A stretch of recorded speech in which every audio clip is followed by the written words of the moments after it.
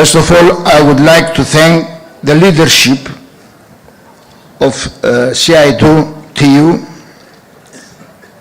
and personally comrades Taban Sen and President Himalada for the invitation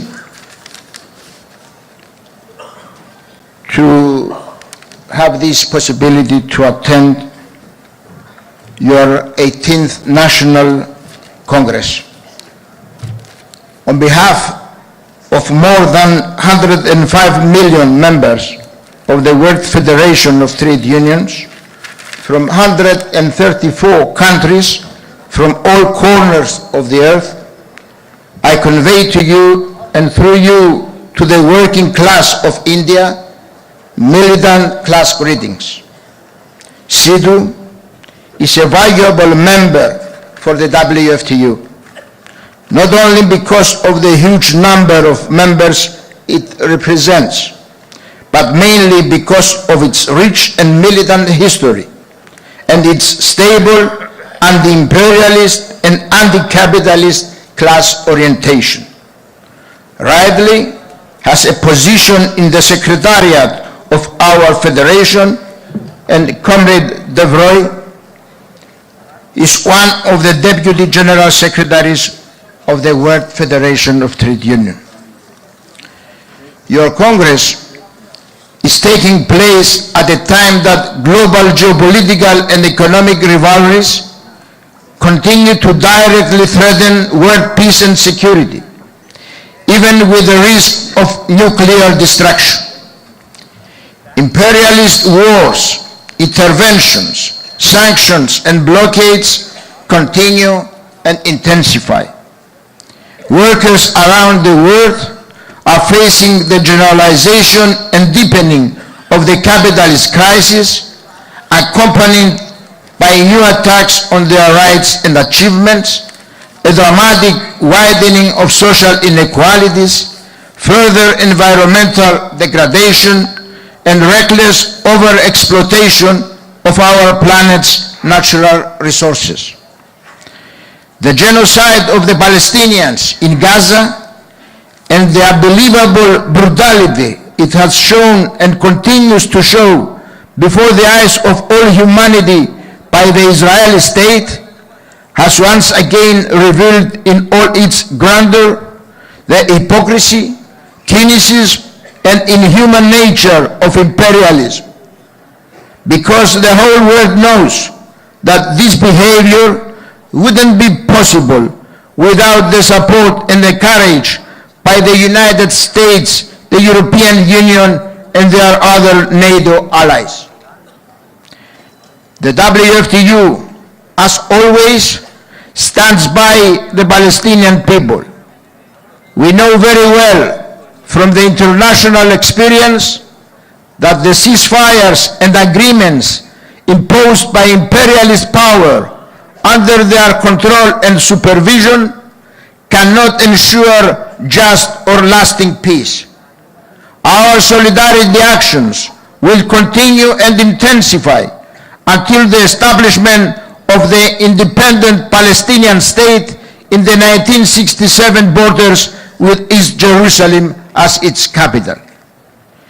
In the same anti-imperialistic spirit, we stand in solidarity with the working class and the people of Venezuela, Cuba, and the Latin America in general, who are facing intensified threats, military provocations, economic warfare, and attempts at foreign interference by United States imperialism.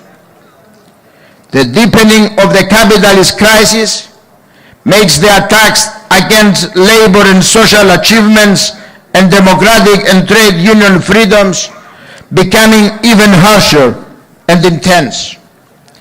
Temporary, precarious, and unsecured employment is expanding and have significantly undermined labor with rights regulated by collective agreements. At the altar of profit, human sacrifices continue as safety and health at work are seen by employers as undesirable costs that reduce their profits. The shift towards a war economy is clearly a priority for the ruling circles of capitalism today. New massive increases in military spending, apart from being a threat to global peace and security, also mean even harsher austerity policies and widening social inequality. It is obvious that in our era, the prerequisites for truly dignified working and social living conditions for all workers exist in abundance. The rapid development of science and technology has led to a leap in the productive capabilities of human labor. What we are fighting for, these capabilities not to be utilized to increase the profits of capitalists and create unimaginable wealth for few, but to ensure dignified living and working conditions for those who, through their labor and toil, are the true creators of the produced wealth. The encouraging and hopeful element in the depressing picture of today's world is the fact that workers do not passively accept the neoliberal, anti-popular and anti-labor offensive. Guided by class-oriented trade unions, with militant struggles and mobilizations in every corner of the globe, they are demanding work with rights that ensure the satisfaction of their modern needs. As the resistance of workers strengthens and the struggles become more massive and militant, so do the phenomena of authoritarianism and repression. The police persecution of trade unions leaders and the attack on trade unions' freedoms, particularly the right to strike, intensify. United workers' struggles often face not only employers and the states, but also unions aligned with class collaboration and system integration. Employers and governments to manipulate labor struggles, betting on the role of yellow unions and the surrendered trade union leaders. India is an integral part of this global development. Neoliberal policies, labor law changes, and aggressive privatization have had serious consequences for workers and pensioners. We watch and salute the united struggles from and the joint platform of central trade unions and sectoral federations' resistance against the anti-worker labor codes, which constitute a sweeping attack on job security, social protection, trade union rights, and democratic freedoms. These massive mobilizations of Indian workers, like national-wide actions of 26 November, clearly demonstrate the strength of working class unity and class consciousness in defense of rights. Dear comrades, brothers and sisters, as you know, in 3rd of last October in Paris, with the presence of more than 350 international delegates, including CITU representatives, we had the great pleasure to honor the 80 years, the long, rich and glorious historical path of the World Federation of Trade Union. A path full of action and struggles, always with solidarity and internationalism. The next World Federation Trade Union Presidential Council, which will be held in Bahrain at the end of March 2026, is going to officially announce the 19th World Trade Union Congress, which is expected to be hosted in Colombo, Sri Lanka from May 13 to 15, 2027. The 13th World Trade Union Congress was convened in New Delhi in 2000 under very critical circumstances for the international class-oriented trade union movement. In 2027, after 25 years, the 19th Congress returns to Asia, to a country that recent years has been characterized by tough and victorious class struggles which overthrew the authoritarian and reactionary government and brought progressive popular forces to the forefront.